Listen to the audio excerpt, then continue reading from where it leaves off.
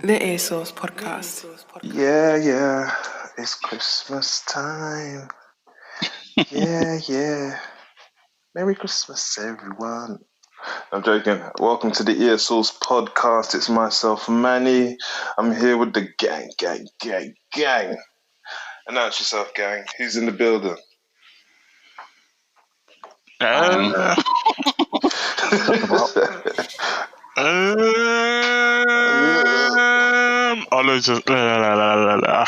we start again? I'm with my words. No, we start. Ollie's lean on some sort of alcohol, so he's here. I think there's somebody else in the house as well. Yeah. Hi. Yeah. Jeez, that was so meek. Why's Very that ambiguous, bruv. Very ambiguous. You know what I mean? Alright, cool. So it's myself, It's a Manny. scratch. Ollie in the building, Matt's in the building, Ashley's in the building. Obviously, I'm going to start off at the top of the pod with the socials. Follow us on Insta. It's EarSauce_. Follow us on Twitter. Again, it's EarSauce_. Drop us a DM. Wish us a Merry Christmas. Let us show us some love. Cool. So we've got a couple albums that we want to get through this week, right? We've got a couple deluxes and a new Tory project. Is there anything else that I've missed, guys? I think that's it. A couple, mainly it's deluxes. I think we only really bothered to review 3 of them because they're the only significant ones. The other deluxe editions was like 3 extra tracks, which is like really not worth reviewing if you've already reviewed the albums. Fair. Mainly from the Best Order records, right? Label. Yeah. Cool. Okay, Cool, so what should we start with? Let's start off with Eminem. Marshall. Ollie, do you want to lead us? I want to go first. Alright, go first. Okay, so see with iPhones, I think only 2 of us in the group have iPhones, right? But iPhones have this thing, right? Or I think it kind of stopped recently, but you normally have like an S version and a normal version, right, of a phone. So you have like the 5, then the 5S, 6, 6S, 7, 7S, whatever. There was no 7S, was there? It went straight to 8. Yeah. But anyway, my point is this, right? They've got a phone that's like good, and then there's one that's spectacular. And I feel like Eminem is kind of treading on this path of doing like I wouldn't even say it's good and spectacular, but I think it's almost like with him, it's like a bad album, then a good album, then a bad album, then a good album. So to put it into context, right? Eminem had an album. What one was it again? What, Kamikaze? Revival? No, there's one that was like Revival. Yeah, Revival was Revival. doo-doo. Hot butters garbage, right? And then he came out with Kamikaze, and Kamikaze was good. I really enjoyed that album. And then he came out with Music to Be Murdered By, and it was just like it was Eminem doing the usual technical demonstration of how great a rapper he is. And don't get me wrong, I think Eminem is like top 5 all time greatest rappers in the world, right? But I feel like he hasn't always got something to say. So sometimes he's just rapping for the sake of rapping and showing how quickly you can rap and how many syllables you can put in a rap or in a rhyme, or how complex he can make his rhyme scheme, whatever. But it's not good music. But anyway, he released a B-side to Music to Be Murdered By, and that is actually a really good album, a really enjoyable album.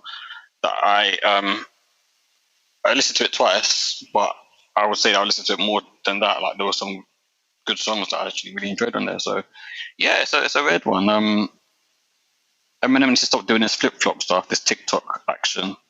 He needs to just go back to consistently releasing good music, which he was doing in the early part of his career, but is maybe struggling to do as he gets older. And I think a lot of that's to do with the fact that he hasn't really got anything to talk about. So he's rapping for the sake of rapping, rather than rapping because he has something to get off his chest. So yeah. Do you think do you think him not having like Dr. Dre in the mix as much? I guess Dr. Dre is always there. Dr. Dre is always there for Eminem, but I don't think that he's as hands-on as he used to be. I think like when you talk about his earlier albums, he would have been locked in the studio with Dr. Dre. Now it's like he goes and records, and he pretty good about Dr. Dre and be like, "Hey, this is what I've got. What advice have you got for me?" You know what I mean? So it probably is a massive difference in the recording process in that sense, but he still has his air when need be. But when you look at even the features he has, it's better, I believe, on this on the B-side of the album, and the songs are just better. They're just more enjoyable. They're songs you want to listen to, rather than be like, "Oh, that was a crazy rhyme," and "Oh, that was good." But then, yes, the rhymes are always going to be crazy with Eminem. That's something you just know by default. It's going to be crazy rhymes. But do you actually want to listen to the music? That hasn't always been the case in recent years, but this B-side definitely changes that. It's good music. But yes, that's me. My standout track is either Book of Rhymes or Favorite Bitch. One of them. And also on These Demons, I don't know who Marge is, MAJ, but he sounds so much like Travis Scott. It's unbelievable. Anyway, who's next? So to echo what you said, I thought Revival was garbage, and then Kamikaze was, in comparison, exemplary. But the issue I had with Kamikaze was it had no replayability. Music to be murdered by, I really struggled to listen to the first time through, second time through. I just didn't like it. So I wasn't looking forward to this B-side, but it was actually really good. There's not really much you can say that's wrong about it. It felt like a return to form. It felt kind of like Encore Eminem. So if you like Encore Eminem, you'll like this. The only thing I don't like is the tracks with Skylar Grey. So it seems every album since Bad and Evil, I think it was called. Every album since that, he's had a track with Skylar Grey, and I just don't understand why he does this. He's fucking like the songs are just never good. They just feel like crap to put on radio. I don't see the talent there, but for some reason he does like her. So I don't get it, but I don't see no special vocal talents in that woman. Yeah, she just feels flat and like void of any life or any emotion. So I just don't understand why he continues to do this. I don't know if I've ever seen her before, but I'd imagine that she looks like the girl from Twilight. With Robert Pattinson's emotions, isn't it? Just like straight face. It's like a vampire shit, no smiling, just straight face. Just like when she moves her mouth open, it's just like it's barely moving. It's just like barely big enough to fit a pea inside. Anyway, she's. I just don't like her vocals, so I don't understand why he does these songs, and they just feel like watered down, diluted pop radio rubbish. Outside of that, every other track is really good. His Use was a track that took me by surprise. I didn't realize that Eminem and Snoop had beef, so that was quite interesting to see Eminem briefly address that, and then also him apologize to Rihanna for the things he said when the Chris Brown and Rihanna debacle was happening. Yeah, I had no idea about that beef either. That all shocks me, but yeah, whatever to that one, mate. Yeah, it was a bit of a curveball. But yeah, so basically it's just 16 tracks, and most of them are good. There's nothing bad. My standout track is probably Alfred's theme or Book of Rhymes. I'm probably going to say Alfred's theme because I really like that track. But yeah, it's a good album. Well, a good B-side. Randy's just sent me a picture of Skylar Grey, and she pretty much does look exactly like what I imagined that she looked like. Send me it.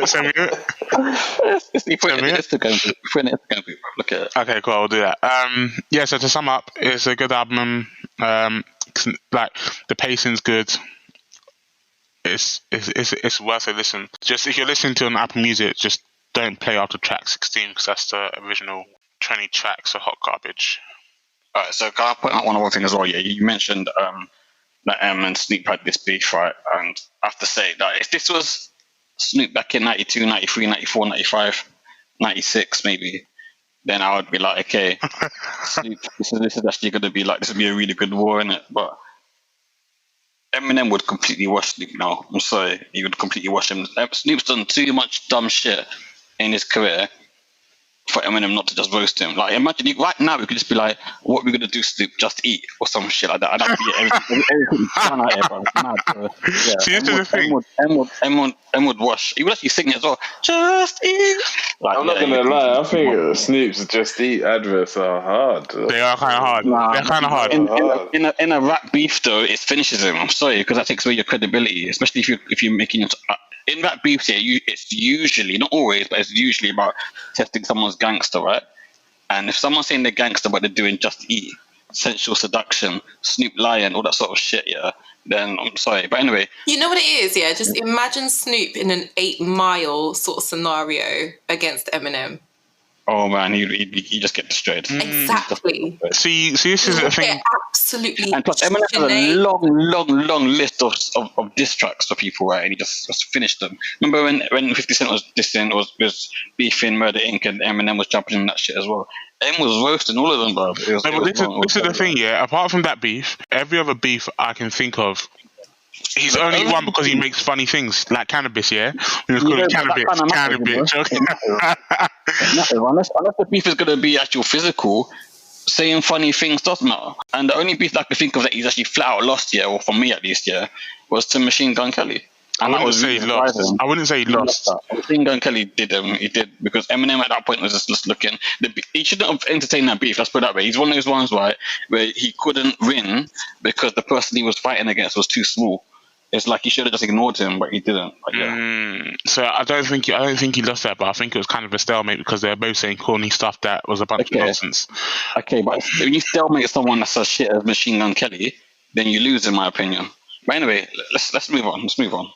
Afia, have you got anything to say on this album? No. Nice. No. Okay, cool. Homework this week, guys. I didn't hear that. She's getting a big fat F for effort. Who, me? You, yeah. This is the bug that has crawled up your butt today, isn't it?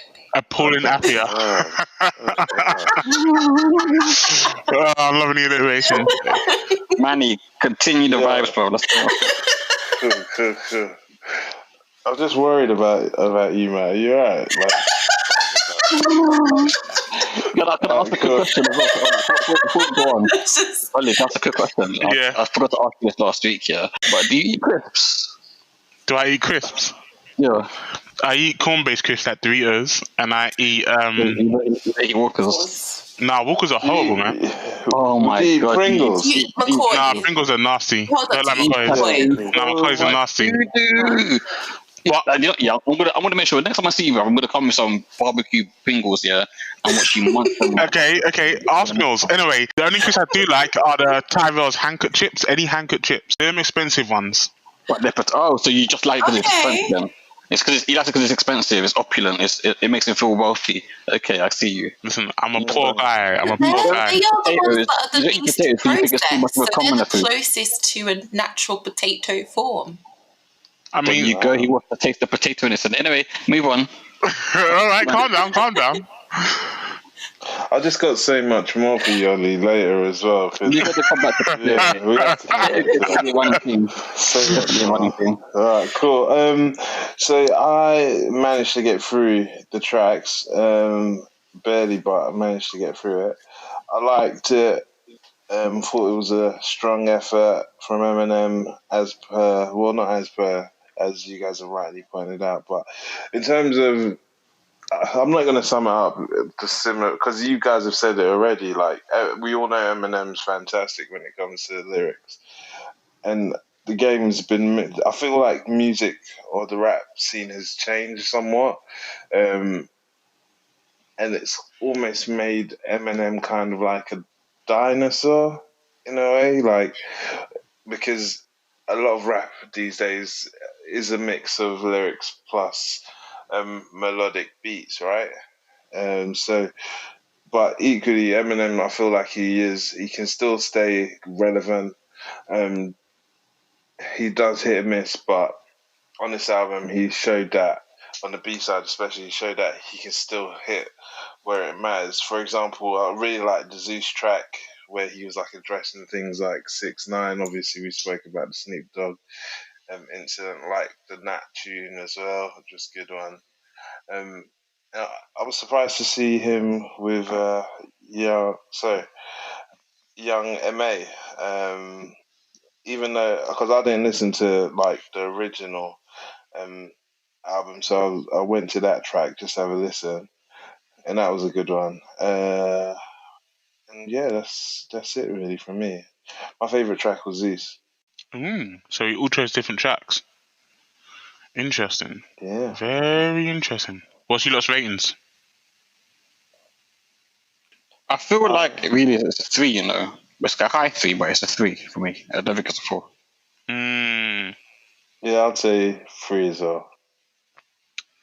Yeah, I was flipping and flopping between a 3 and a 4, but I think a 3 is probably right as well. And I think to put into context, right, I felt like the side A was barely a 2, if anything, it was more like a 1. So, yeah, I feel like a 3 is a big jump. Cool. Right, cool. So we're in agreement 3. What should we decide on as the standout song? There's like a few that were good. Like I said, there was a good number of songs that were just like on the same sort of level. I think maybe 4 of them were the same sort of level of each other. But yeah, the 2 that I mentioned, I feel like were the best ones. But if you said something else, I can't really argue with it because there were quite a few decent tracks. Yeah. Yeah. Ollie, So what did you think? Alfred's Theme or Book of Rhymes? I think, Matt, you said Book of Rhymes as well, right? I did say Book of Rhymes, yeah. Yeah, cool. Let's do Book of Rhymes then. That makes sense. Cool. Calm and warm. Okay, cool. Are there any other deluxes that you want to cover? Lil Wayne's one, did we say? Yeah. No Weezy. Cool. Yeah. No feelings. Yeah. To be fair, what you call it? What's his name? DJ Khaled. He did say there was another one on the way, didn't he? But he said it was I'm Not a Human Being, innit? Not this. Did he say that? I believe he said that you think this is done, and it's like he didn't say. I don't think he said I'm not a human being. No, he did. He said that. He said I'm not a human being. Because I was thinking, not looking forward to that. Another part came out anyway, and it was good. I didn't actually really enjoy the first one that much. It was alright.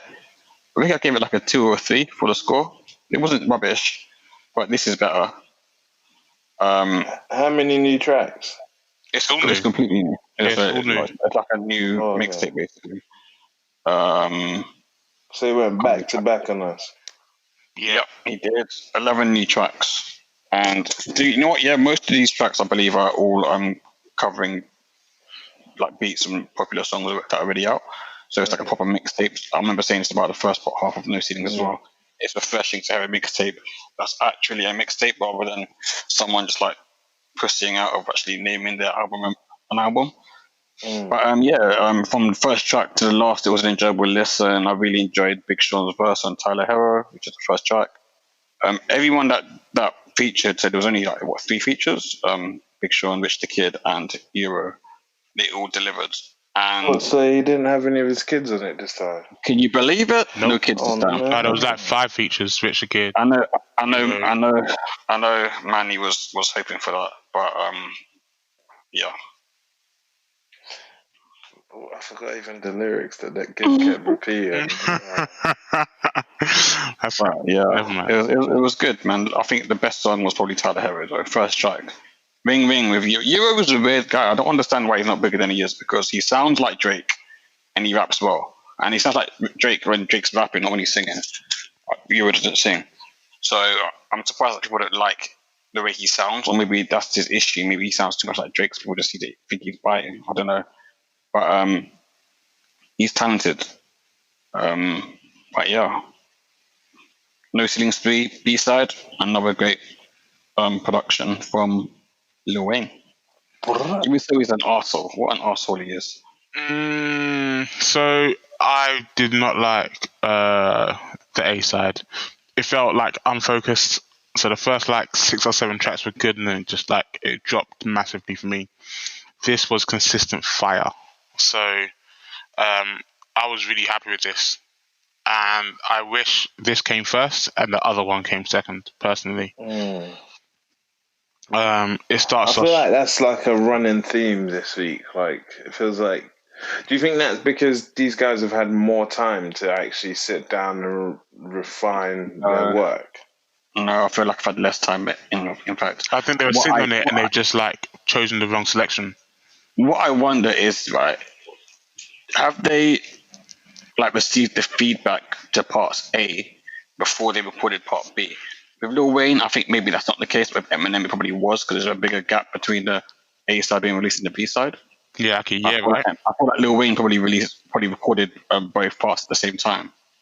But if you like hear the feedback and you hear the negative aspects of it, then you're able to, shift the direction and the sound of what the songs you're making, right? So I do wonder if that's what it is. If you just adapted to poor feedback.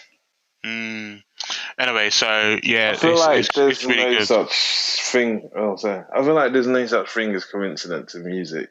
I feel like that this kind of, if they're both doing it, kind of feels like a strategy. It kind of feels like, all right, let's release like the average part of it first and save the fire tracks for the next drop, which will mean that people have to go and listen through everything again, and you can collect more streams.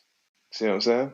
Well, yeah, I do get that, but what I'm saying here is the actual quality of the music is better though. So I get why they do the whole deluxe thing and the A side B side thing, because obviously you release the B side, people go listen through the whole A side before getting to the B side. Like, I get that, but the actual music just sounds better this time for both of them. Yeah. So and I think that's intentional, just to get more streams. For the fourth time, it's a good album. Much better than the first, or mixtape even. It's a traditional mixtape. Lil Wayne's in his bag. It's like Carter 3 Wayne. It's fire. It's feeling it. Yeah. 4 ears. 4 ears. Matt, what about you? Standout track, Layaway.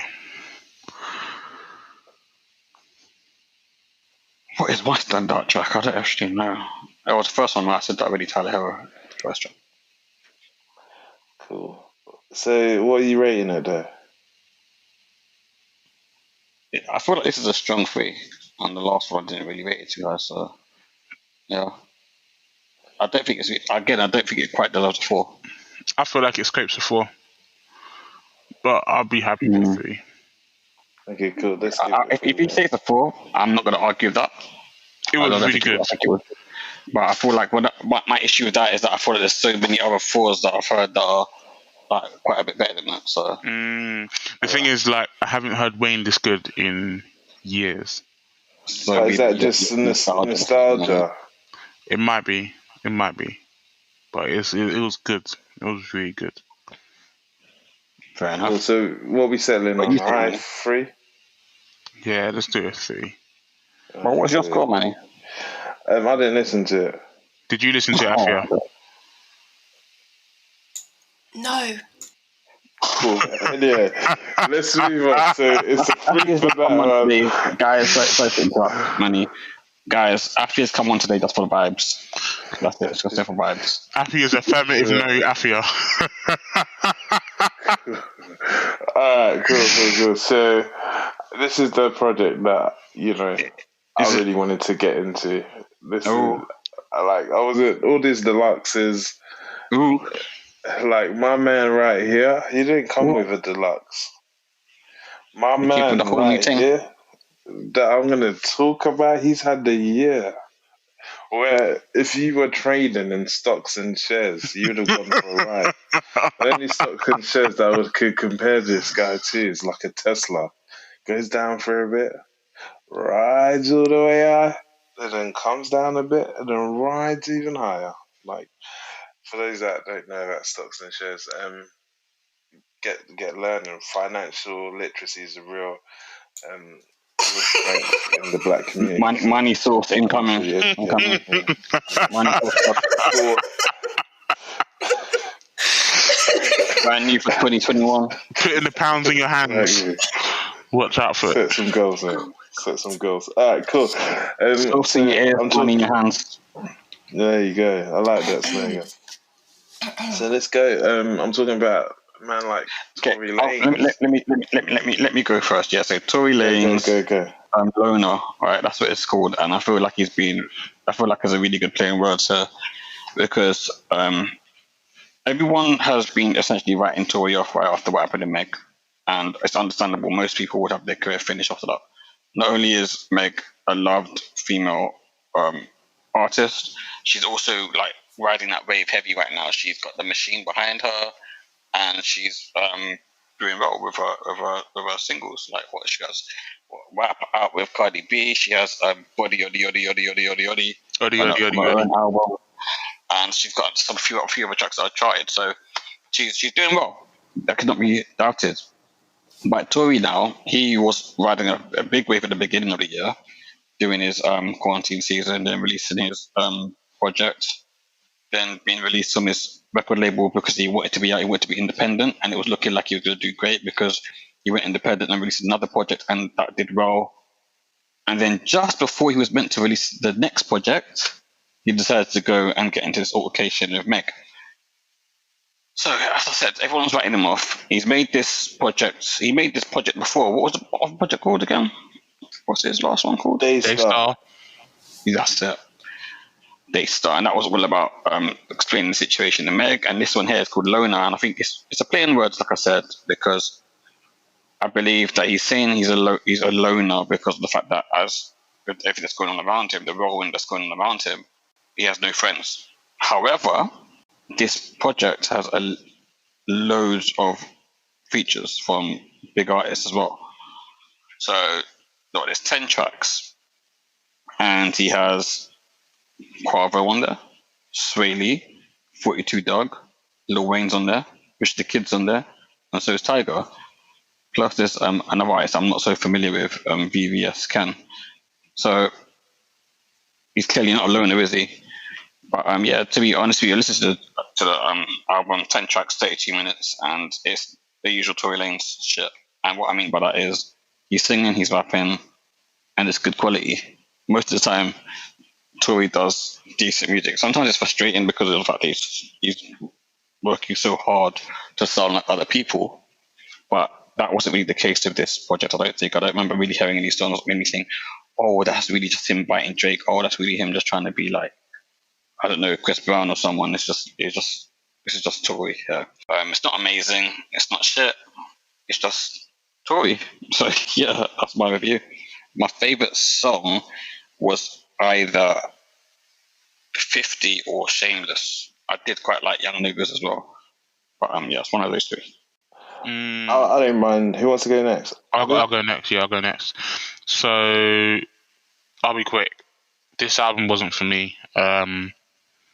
I didn't feel like he was being Tory. I felt like it felt like not Tory. So I just couldn't get on board with it, and I was like disappointed. I always say. So Bublé does it better, I have to say.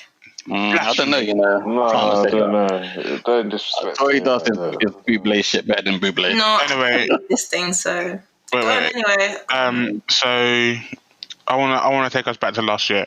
Chicks Tape 5, that was solid. The new Toronto 3, that was solid, which came out this year. I thought Chicks Tape 5 was shit, to be honest. That was good, man. Bad. It was good. Daystar, that was great. So he's come off of like solid releases, so you can't really cuss his work rate, like it's high. But this album, it just felt like he's ran dry right now. Like all his juices are used up.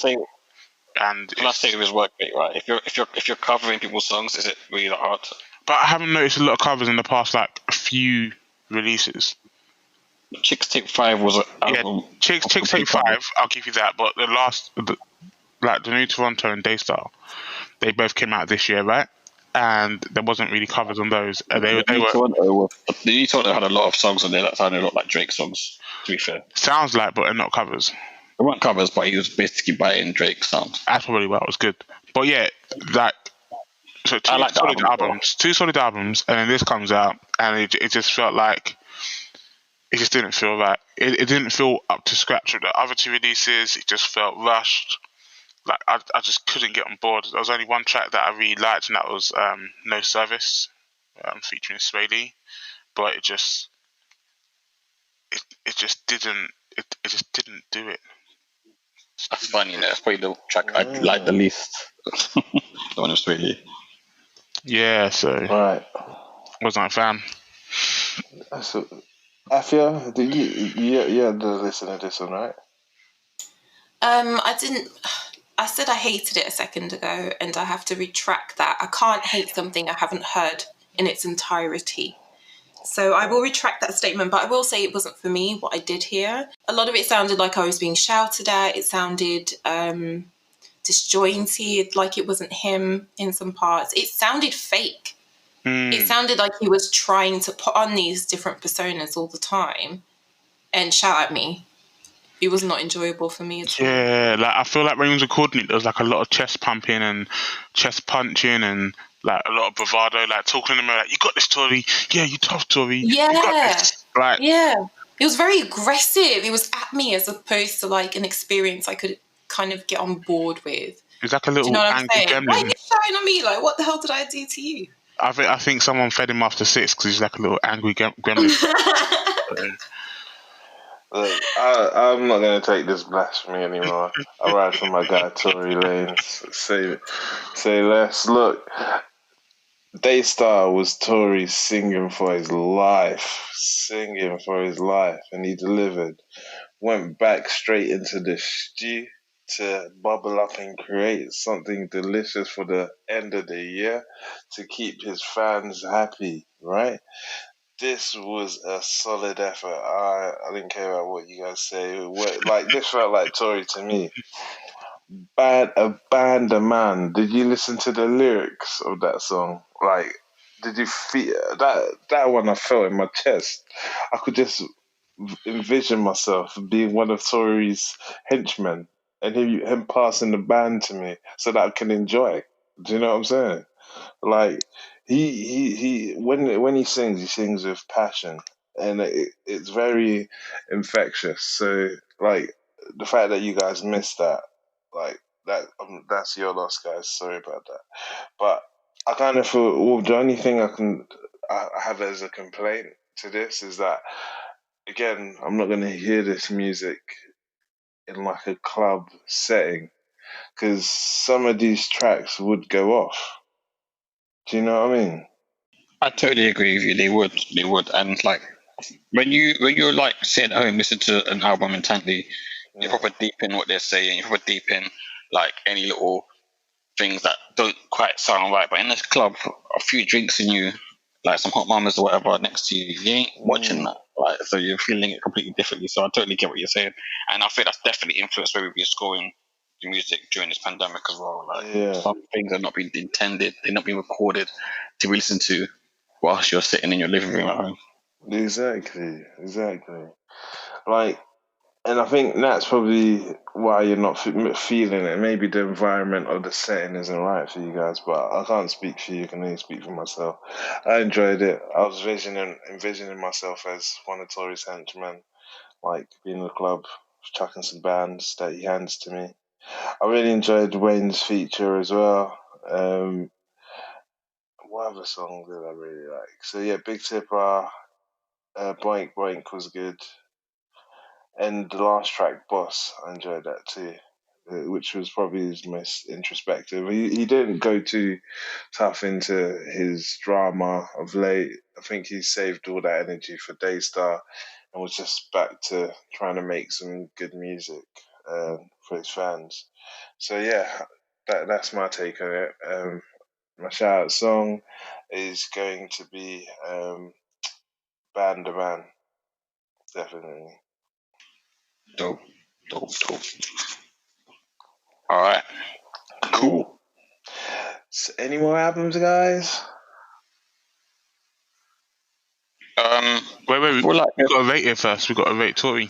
Oh shit! Sorry, guys. I was about to skip.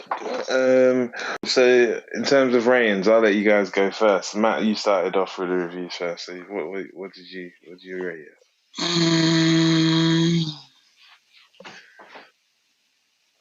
I said that I enjoyed it, but I don't think it was great. So I think it's like a 3, but it's a low 3. It's like it could have been a high 2, but I'm gonna give it a 3 as well because I thought like a 2 just kind of seems disrespectful. Nah, it doesn't keep disrespectful. It doesn't seem disrespectful. He's a good artist. He needs to be held up to a good standard. This is scraping a 2 in my book. There's no way this is a 2. No way. This is a 2, a solid scrape of a 2.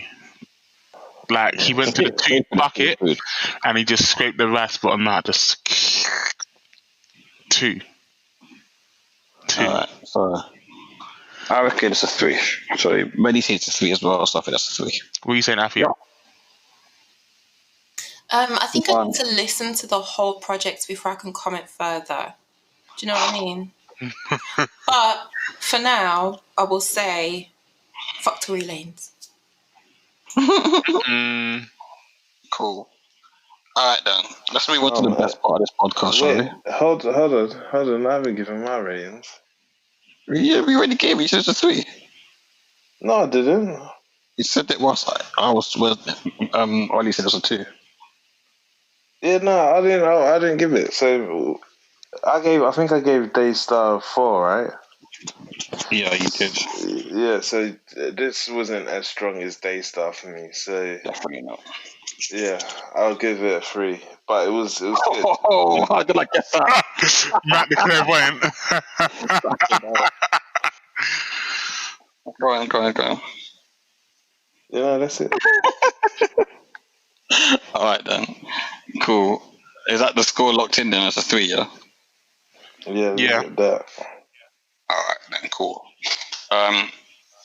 So have you got any news to share?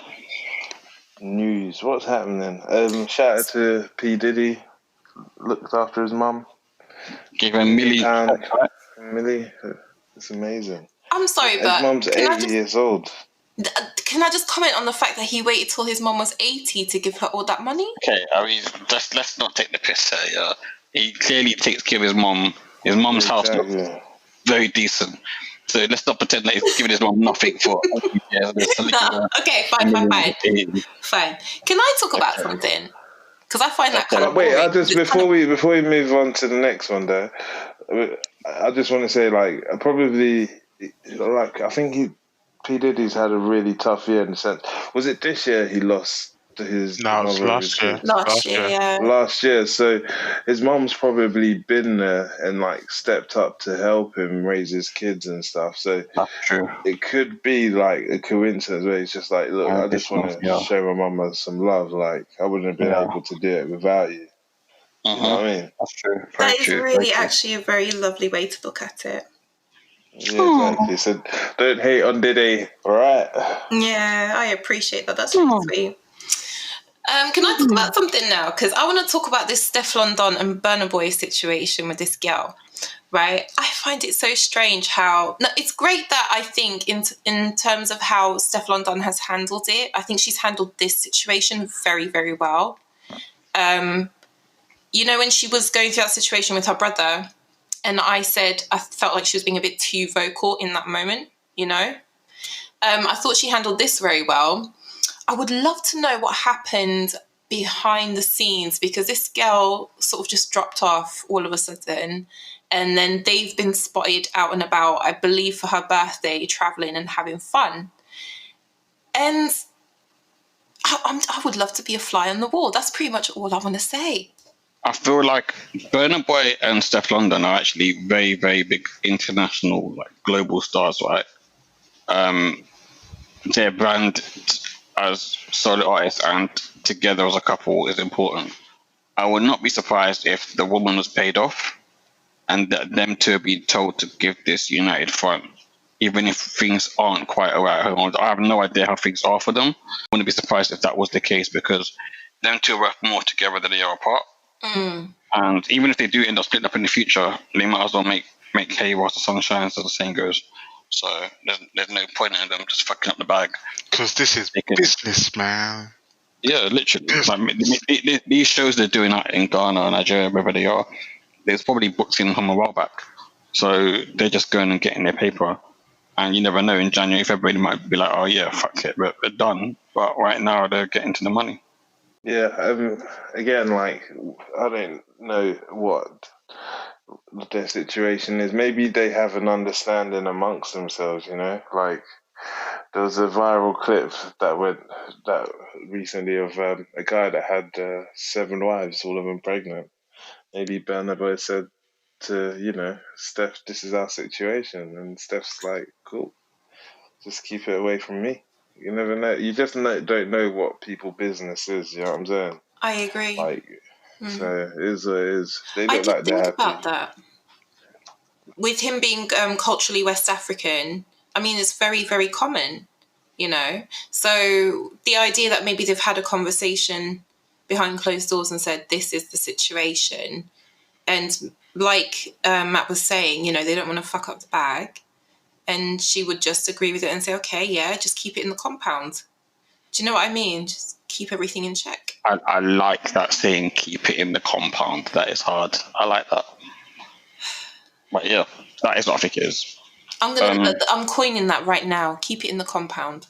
Keep it in the compound, yeah. I like that. Hashtag, keep it in the compound. Hashtag. And a t-shirt. Afia. Copyright, trademark, anyway. Trademark, exactly. What's next? Any more news? Any more news? Think. What else is going Who's been Can't beefing think of recently? A lot of anything people have been beefing. All the women in the UK are beefing. I don't actually understand what's going on. Is it just like a joke thing, or That what? was Like everyone is it, beefing yeah. everyone. I did watch an interview with ZZ Mills and Trillery Banks, where she was talking about the no-lay beef, and how she's not even going to respond, not really worth her time, and she'll watch everyone else. And then there was this lady, LaShaw and IVD, going back and forth as well. So again, I'm not as invested. So maybe, do you guys know the ins and outs of that one? I don't even think you can know it. I feel like there's so much going on. There's like 8 different rappers going at each other for various different reasons. It's just like, what the hell, guys? I'm calling it 2020 syndrome. I think everyone just needs to go out and get their energy. It's like a Royal Rumble right now. It's really bad. Female rap Royal Rumble. Yeah. There was something else as well. Dutch Valley was seen in Jamaica, I think. Chilling out in Jamaica somewhere. So. Jamaica. Can us go to some other news, right? Got a quick fire ones. I came under fire for calling father-daughter time dot prevention hours. I think T.I. is actually, as a rapper, I love T.I., but he says some donut stuff, man. Like, even if I can understand the sentiment behind it, as in, spend time with your daughter, you show how a man's meant to treat you. Why is it that let me explain. Let me explain it, please. You spend time with your daughter, you show how a man's supposed to treat you, so that you don't allow a man to disrespect you after that. I do understand that the theory behind that. It doesn't always work, but I understand the theory behind it. But you don't call it stop prevention hours, you call it daddy-daughter time. It's like... No, but it's also, listen to how stupid and vain that sounds. You can sit in a room with your child for 6 hours straight. It doesn't mean you're actually spending any quality time with them or doing anything constructive for them. No, it doesn't. It doesn't mean that, but I'm assuming that they actually are doing something constructive. Of course. Yeah. Listen, this guy has an issue with controlling the women in his lives, and there are so many ways in which people find justifications for it. The man was on the internet telling the world about his child's reproductive situation. I mean, it's disgusting. I'm sorry, I'm tired of people making justifications for this kind of misogyny. Yeah, that one I wasn't on board with. I think what he was saying for this one was a bit different. Why is it? No, but look at how he terms it. Thought prevention. Yeah. Hours. That tells you something about the thought process behind that. Because there are so many. Hold on. There are so many men in this world who manage to raise well-rounded, educated, wonderful women who don't need to refer to the time they spend with their daughters as thought prevention hours. They don't need to do that because the thought process is different, and that is the issue. You need to peel back that thought process in that wording and understand what exactly this man is saying. Because he's all right with his women. He's all right with his sons having sex at the age of 13 and 14. But he needs to treat his daughters like this. There is a problem with this guy. It's creepy. It's creepy when a man is that obsessed with his daughters. I can only think to myself, right? I can only think to myself that he himself was a dog at that age, and he's scared that he's going to get some karma come back on him through his daughter. Well, your child should not be paying for your mistakes. That's bad parenting. But I feel like that's probably part of it, though. But anyway, moving on from thought prevention hours, we can move on to Tiana Trump. If you don't know who Tiana Trump is, she's a very famous adult film star, and she was having a Twitter. What, like Brad Pitt or something like that? adult film star. You know, the one that starts with P and ends with pornographic. But yeah. So she was having a little like Instagram model. Bro, we're talking like Pornhub model, like X videos, like browsers, like. All right, calm down, man. Calm down. Wow, what's it? Okay.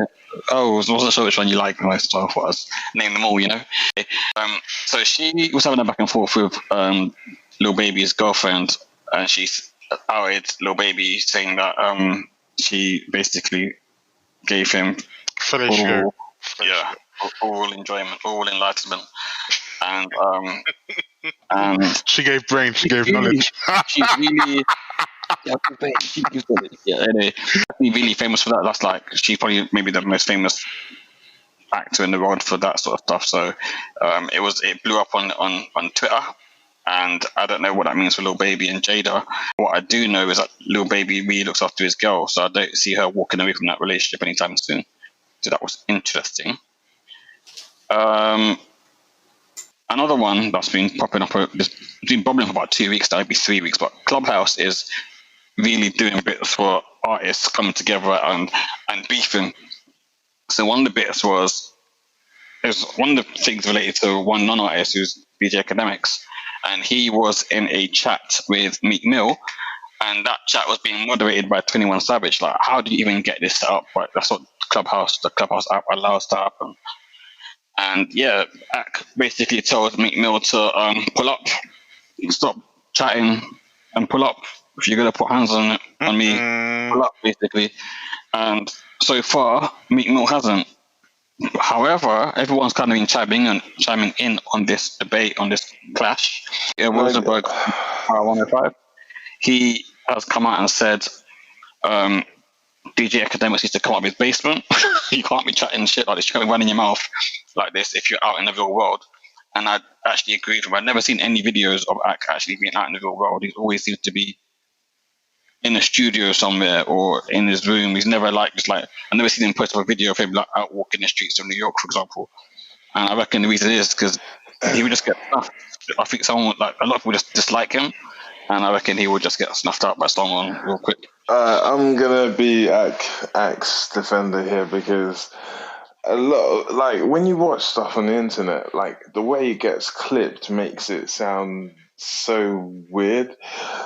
I'm that sad person that listened to that whole Clubhouse interview. Yeah, I listened to it as well. And I also listened to the Peter Rosenberg, and I also listened to Ak's reaction to all of this as well. So I'll start off with the Clubhouse situation. Meek Mill didn't handle himself well in that Clubhouse discussion. He was so childish. Like, Ak acknowledged that his platform, he wasn't maintaining it to the best of his ability and promised to make changes, which he has started to do, started to show more positive things. He also said to Meek that you have been trying to use my platform to incite the same things that you're concerned about today. And then Meek had no words for it. Right? And the whole thing about Ak saying to Meek, pull up, was because Meek was trying to say to Ak during the thing when Ak was in communication with loads of people that, look, I can just dismiss you or defeat you or slap you, this, that, and the third anytime I want. However, and he was trying to sun Academics, but you have to also remember, Ak has been in the industry. He was working with Complex for 3 years.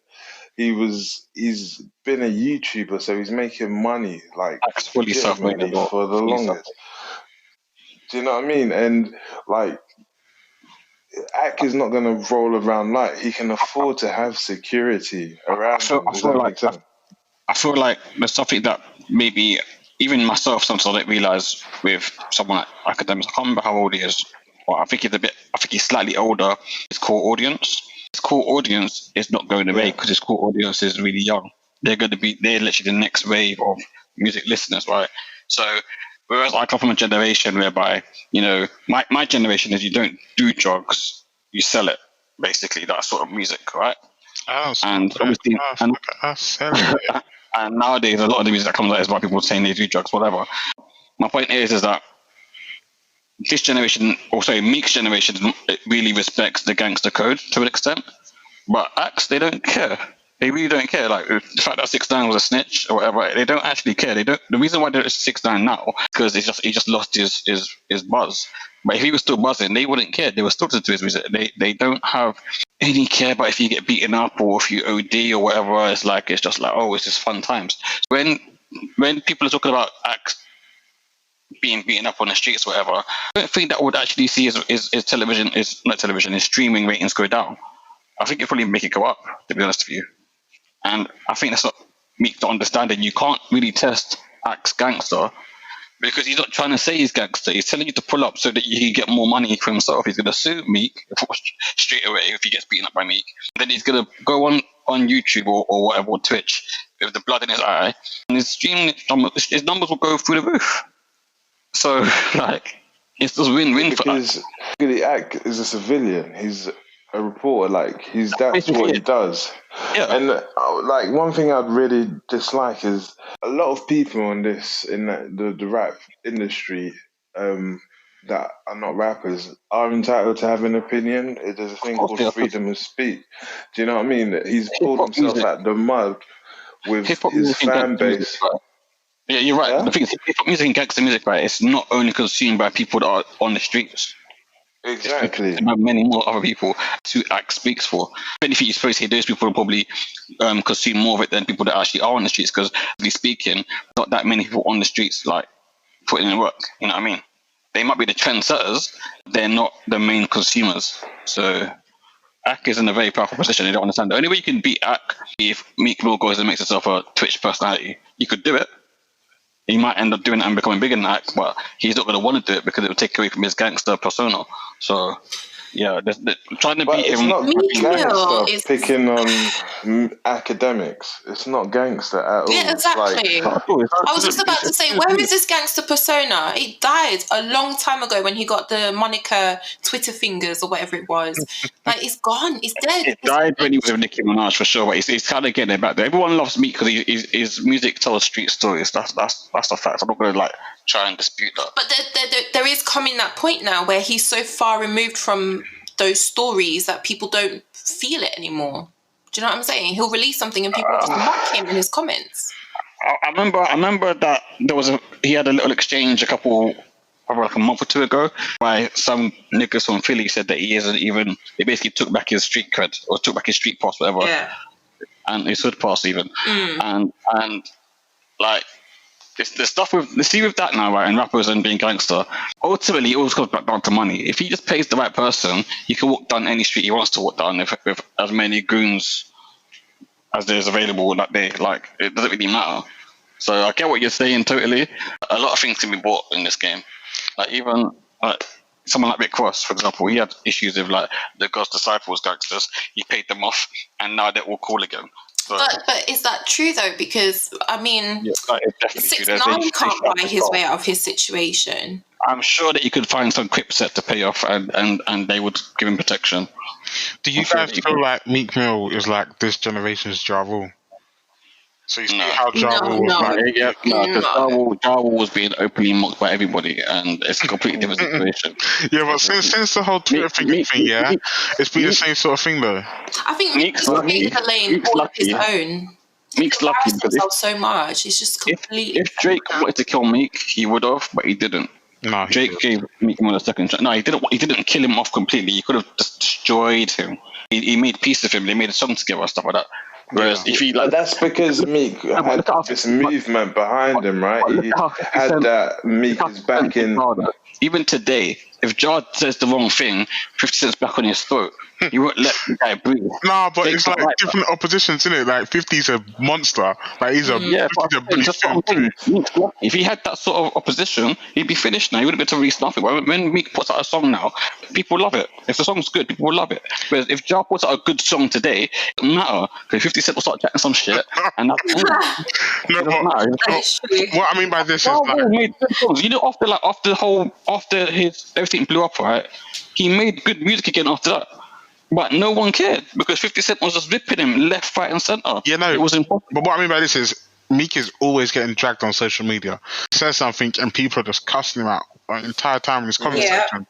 And I say, do you feel like he's a new Jar? It's not to the same scale, but the similarity. You know what is is definitely Mark, do you know what is about Meek Mill for me? Is that Meek Mill is a hypocrite. He is a massive He's a hypocrite too. Because he comes out with this. He like when he came out, he was on this justice reform tip. And then he took about gag shit straight away. Do you know what I mean? And now he's like, and the NFL shit. He was back with the NFL shit straight away as well. He said fuck Kaepernick basically. It was he is definitely a hypocrite. I agree with you. And like he uses the high ground when he wants to make himself look big. He wants to make himself look like a boss. Any real progressive person. I really feel like he was lucky that he got the support from Jay-Z and the movement that came behind it, and he ran with it. But is he really someone that really believes in it? I don't think he does. He believes in it to the extent that it got him his freedom back. And that's about it. Exactly. And that's it with Meek. And then, okay, cool. So we've spoke about Meek. I now want to address the Rosenberg situation. Yo. So I think Rosenberg, Hot 97, if you don't know what that is, that's a massive radio station equivalent to, let's say, a Capital One or One Extra. It is Hot 97, yeah. Yeah. Basically, they were in the program talking about this whole Clubhouse incident, right?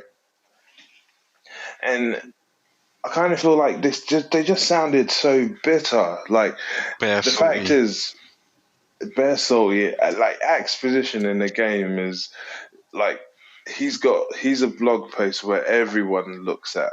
You might not like him, but you'll follow him just to get a tidbit of the latest going on in hip hop, right? And they aren't in that position. Like radio isn't that place where you can get all of that information. So listening to what their main points were, they were saying Ack is using this platform for bad things.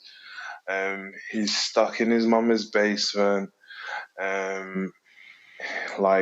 And he's just inciting violence. And Rosenberg even went to the point saying, okay, I'll beat him up. Cool.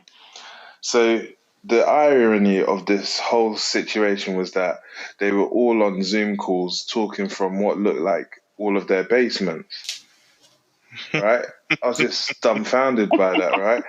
And then in Axe response, because Axe responds very quickly to these sort of things, he DM'd Rosenberg and asked Rosenberg, like, just name a place and we can go do like a boxing match just to spar and let's test, your energy. We're both civilians, so let's do it that way. And then Rosenberg was like, I'm not actually going to fight you. So the irony in that situation is they're complaining about Ack inciting violence on his platform, yet on their own platform, he's inciting violence by saying he wants to go and fight Academic. Yeah, it's really Do you not see the irony? Yeah, but the thing is, I really dislike Ebro and Rosenberg. Yeah, me too. Ebro especially. Ebro is like the worst of the worst. He's gut trash. Why? I just don't agree with like his points. I just don't agree with his mannerisms. He just seems slimy. He just seems like I find Ebro to be alright. I don't really like Peter Rosenberg. Can I just say a random thing as the resident female? Whenever because I've been watching The Breakfast Club for like maybe 10 years now or so. How long has it been around? About 10 years since it started. Yeah.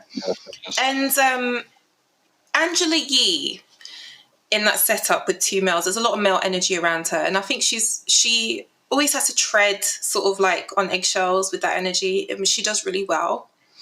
And the men over time have evolved to give her space.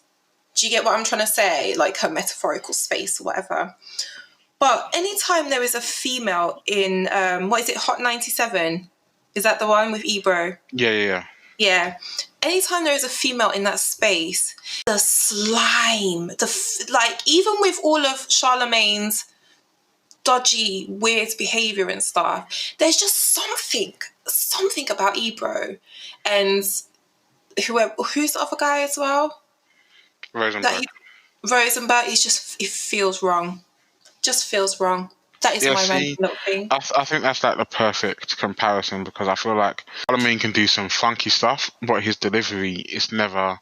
It doesn't seem insincere, and he always seems like a genuine guy, whereas Ebro just doesn't seem that way. The only reason why Charlamagne seems maybe less dangerous of what he's saying is because he would say, "Oh yeah, but I'll stick my own finger up my own butt," or stuff shit like that. Charlamagne's fucked up, so it seems like it's less one-sided. Whereas Red Rosenberg or them guys say it seems like it's a one-directional thing. But I think they're in that sense of both about each other. Charlamagne's nasty as fuck, man. Anyway, Anyway, we have other important topics to discuss. I have one to discuss before we go. I was just on my Bay's Twitter feed and I saw this. It is the trailer for what is this now? Coming to America 2. That's all I wanted to say. I'm very excited. Yeah, that is actually looking like to be a good movie. I have to say though, the trailer looks good and it looks like it looks like it'll be a funny sequel to the original movie from the 90s. However, I don't want to sound like someone that's just finding something to complain about, but I do think to myself that in 2020 or 2021 when the film will be coming out, they really couldn't find like one or two actual African actors to put in a movie. Like I feel like that wouldn't have been that hard to do. But, yeah, it looks like it'd be a lot of fun anyway. You got Michael Blackson in it. Okay, he is in it to be fair, so that's one. So he's really American, but yeah. But yeah, that's my view on that one. I'm looking forward to it though. I wish it came out at Christmas. It'd be nice to watch that on Christmas Day or something. Yeah, that was like the rumor, right? They were saying that it was gonna drop like top of the year, and then they moved it to March. It's annoying, mad annoying. But I haven't actually seen the trailer, but I'm just gonna wait till the movie comes out because I'm mad excited for that film. Cool. Anyway, next topic, Manny. You know what it is. What shall we start? Do they know it's Christmas time at all? Lovely. Woo. Let's get some jingle bells. Shall I? Are we all jingling our balls? Is that what we're saying? Whoa. I mean bells. I think Afia is jingling her balls, but anyway. I'm going to ignore that. Let's move on. We said we are going to pick out some because I'm reading messages over here. We are going to be discussing our favourite Christmas albums and projects, whatever. So I know what mine are already. I know that mine's going to might even cause some level of debate as well. However, would you guys like to start? I'll start. Manny, do you mind if I start? Okay, go on. Do it 3-1, yeah? 3-1. 3-1. Yeah. All right. Top three, so third, second, first. Yeah, go on. All right. So in the third spot, are you just the albums? Yeah, the Christmas albums. Albums, brother. The albums. Yeah, So we got the Death Row one. The Death Row Christmas album. I actually liked it. Christmas on Death Row. Various artists. It's 16 tracks long, and there is a very, very good mix of sounds and melodies, and it generally sticks to the Christmas theme. Number 2 is the Music Soul Child Christmas album, and I forgot what it's called, but I wrote it down somewhere, so let me find it. Do not forget it. And number 1 is the Isley Brothers, their Christmas album. Oh my days, that was fire. It's just like it's traditional Christmas songs, but delivered with soul, feeling, and exquisite vocals. What I heard from Ollie was that album by that person. I can't remember the name of and the album by that person. That one too. No, bro, I said that for one artist, Music Soul Child. Yeah. Music Soul Child's albums, the name is escaping me. But I wasn't going to sit here to try and find it. But yeah, it will come back to me in a second. KMT.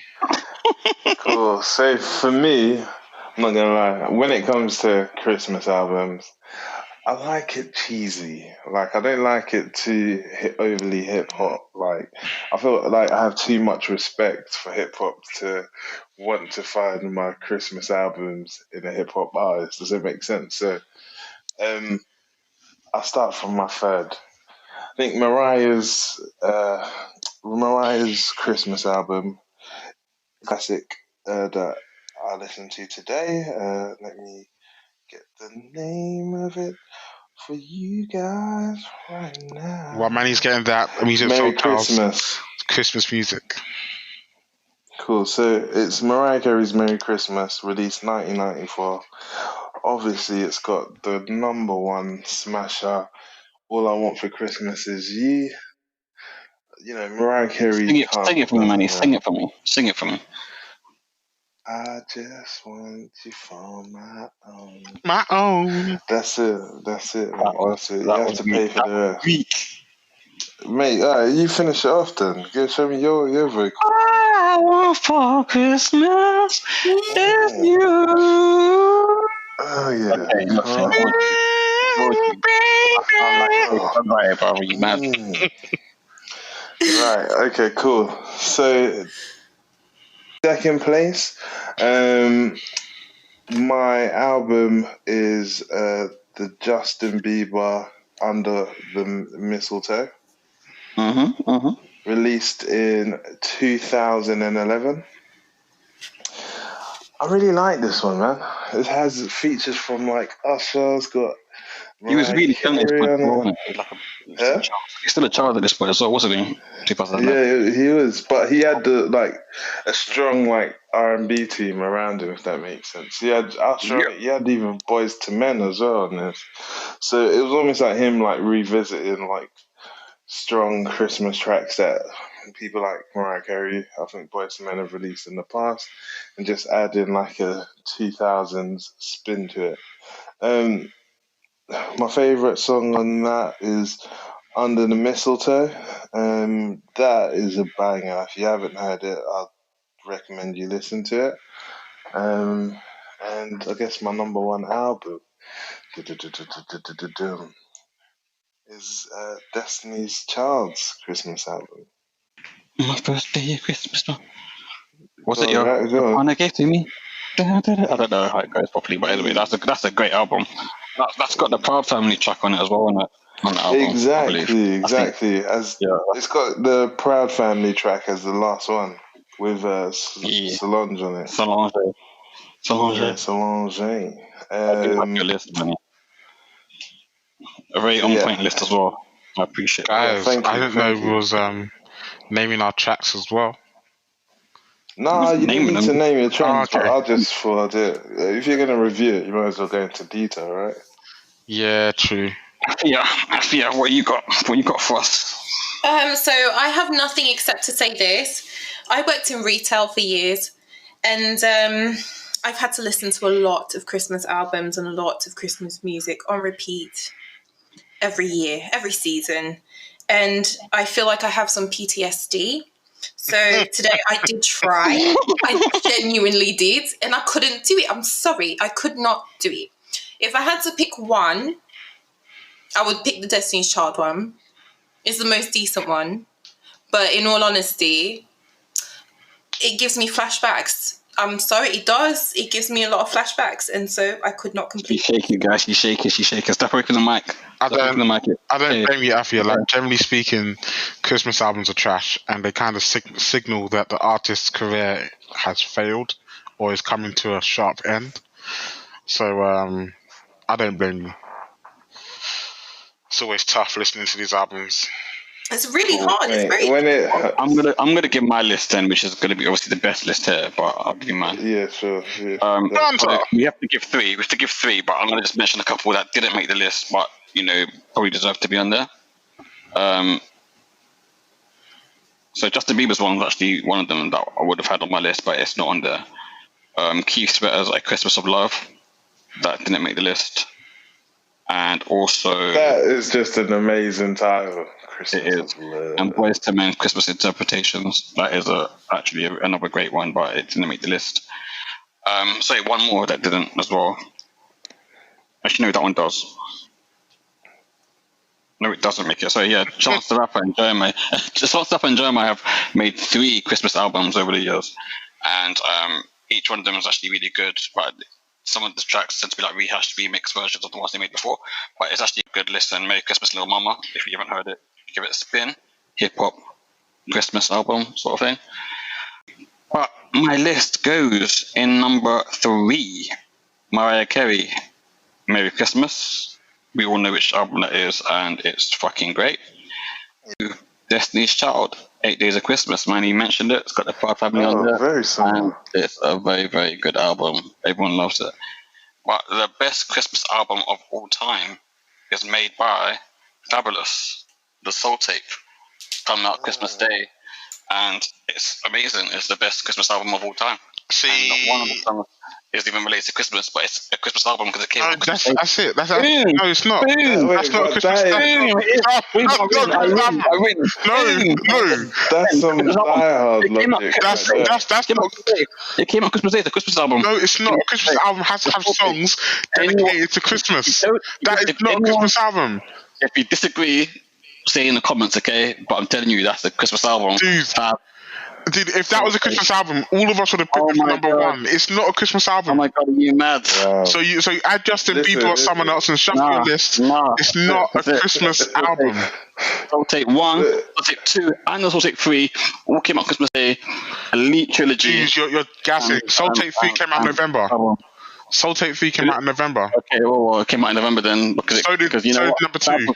That was so good that well, just a Soul Tape 1 then. Fuck it. All time, I don't care. It's not a Christmas album. That is so. You're using diehard logic right there. Everyone says diehard is absolutely a Christmas movie. Are you crazy? Die Hard is absolutely a Christmas movie, and so is Die Hard 2. Can I chime in with something? No. I'm joking. Of course you can. Rude. Champion. Afia, slap him. Wait. I will later. I will. Wait, the Soul Tape came out in April, bruv. No, it did. Dude, I'm looking at it right now. No, the Soul Tape came out in April. The Soul Tape did not come out in April. Guys, Afia's talking. Afia's No, it's all right. It's all right. Go on. Let him go on.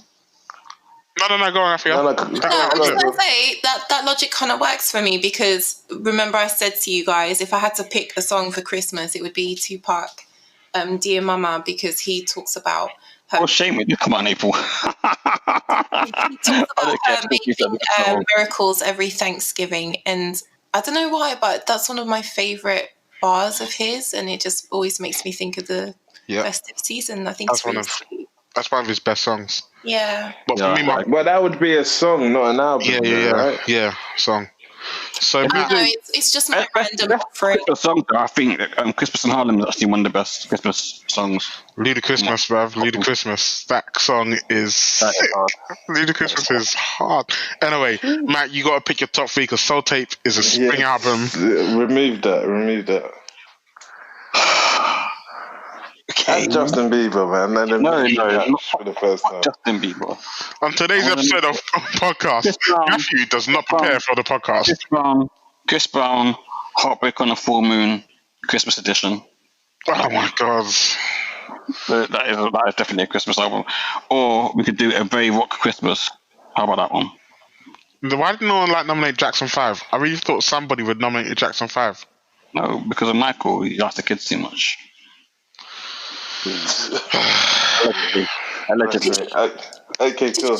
Go on. Did you say Michael Jackson loved the kids so much? Too much. But he was a kid when he made the song, bruv. He was a child back then. Does that make it okay? Does it make it okay? He didn't love kids. Does it make it okay? At least at that point, he didn't love kids. Are kids allowed to love kids? I don't know. I'm not sure about that. Oh my god. Anyway. But you were okay with Dutch Velli and Miguel. If I'm going to do my top 3, then I would move Mariah Carey up, and I'd move Destiny's Child up, and I'd make number 3 Jeremiah. Can we all take note of that double standard? And then we carry on. All right, then. Cool. Anything else? Now, let's move on to songs. I think this is going to be very interesting. Very interesting. What are your top 3 Christmas songs? All right, so mine, I'll go first again. Oh, top 3. Okay, cool. Number 3 is Players Ball by Outkast. I found out today it's actually a Christmas song.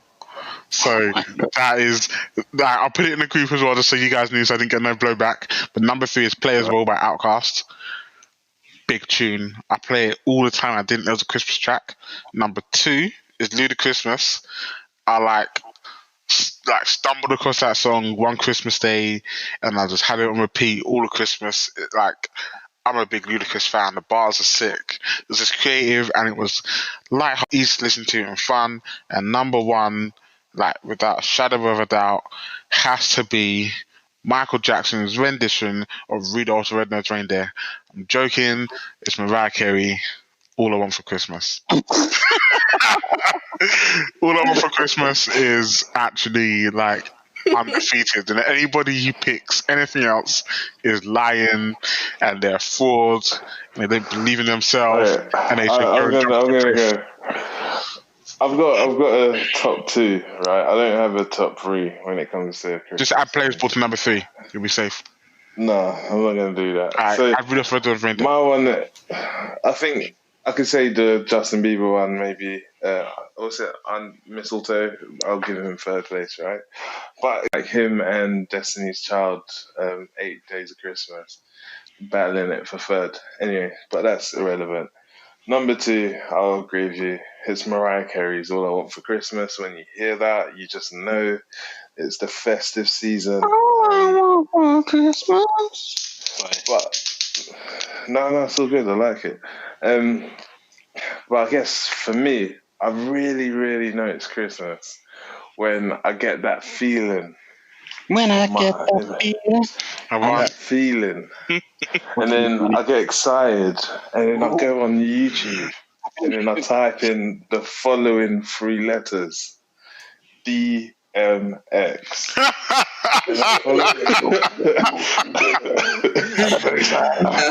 I was close with Rudolph the Red-Nosed Reindeer. Yeah, you was. I was worried that you was actually about to say it. I was like, shook. But when you type in Rudolph the Red-Nosed Reindeer next to DMX, oh my God, you're about to put yourself in. That is the best Christmas song ever. I don't care, and that's my favorite one. No, you capping, bruv. You capping. I think I'm with the money. Mariah Carey gets number 1. Like it's like it's not even a question. Like everyone plays that song, bruv. Mariah Carey gets it. Well, DMX has to be in the top 2. Yeah, okay, cool. I'll put him as number 2. I forgot about that. I love DMX so much. I think he should just be number 1. That's it. I feel I'm surprised at this. I thought you'd be like standing for the girls out here. Well, I'm defending Mariah.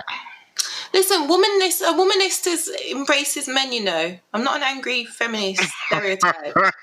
Like, trust me, I'm here for my brother too. She is like a feminist, yes. What? Thank you later. Matt, actually, what are your bangers for Christmas? Your top 3. Oh, we asking me? Yeah, I'm asking both of you. It will be Dear Mama. One random DMX song. Oh, I know which one. Damien.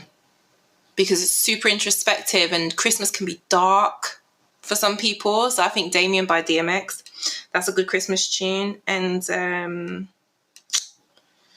Mariah Carey as well. All I Want for Christmas. That one. You know what, yeah, if you think about it, your list is bare depressing, you know. Damien's depressing, their mama's depressing, and all Mariah wants for Christmas is someone that she clearly can't have.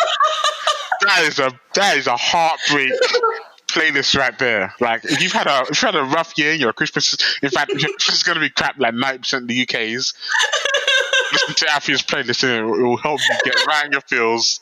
Like, be in your element. I'm trying to think of what I actually listen to during Christmas time, but it's just, I like the old school cheesy stuff. Like, you used to work in retail. There's like one really cheesy one that I can't really think of. That comes to mind. I think it was Wham, George Michael. Yeah, Wham, George Michael. Oh yeah. Do you know? That is one of the favourites in my house. Yes, That is one of the favourites in my house. Then the next day, you gave him. That's very depressing as well, man. That's very depressing, bruv. Fire. No, that's I think that depressing. would be my top That's top 3 as well. 5. That's very depressing, man. Bruv. Yeah, my Christmas list is crazy depressing. All I'm gonna say is, after you've carved your turkey or whatever meat you're eating, make sure your carving knife and all other sharp objects are in the dishwasher before you play these songs. Because this is a matter. I don't like the way Guys, this is meant to be a pod with festive cheer. Like, what You guys are picking festive theme, bruv. Bare negative energy around me. What would you rather choose? What's her name again? Christina Aguilera.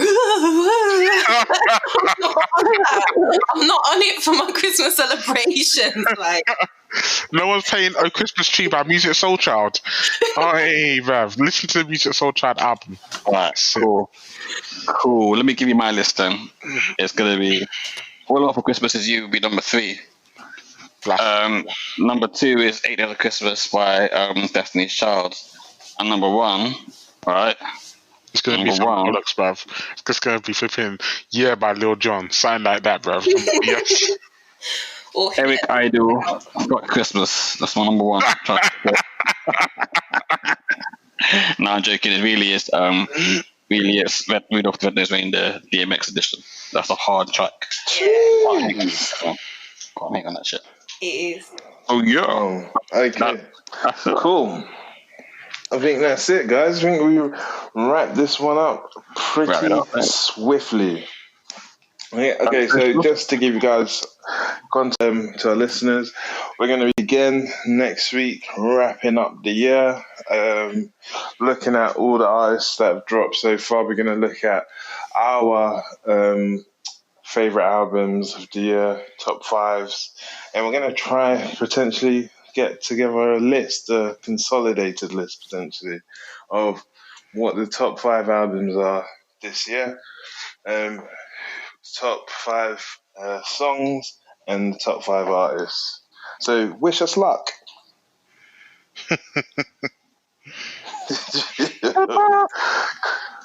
Cool. Before we can lock off, make sure you follow us on Twitter, EarSauce _. Make sure you follow us on Instagram at EarSauce _. But many last words from you guys before we I'm actually going to throw out my socials because I have some now. Did you guys do your socials? No, have you not been yet. social today? She's excited. Shut up, man. Okay, I have socials to share. So you can find me at earsauce.afia on Instagram, or because I now have a Twitter too. Let me see. It's called earsauce.afia or at earsauceafia. There you go. You can find me there. Dun, dun, But still, Want to follow me? You can follow me on Twitter at Mr. Matty Lee, and you can also follow me on Instagram at Mr.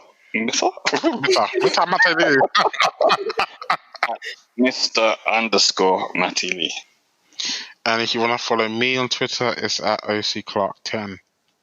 If you want to follow me, it's Emmanuel Yates 90 on Twitter. Boom. Cool, yeah, it is everything, guys.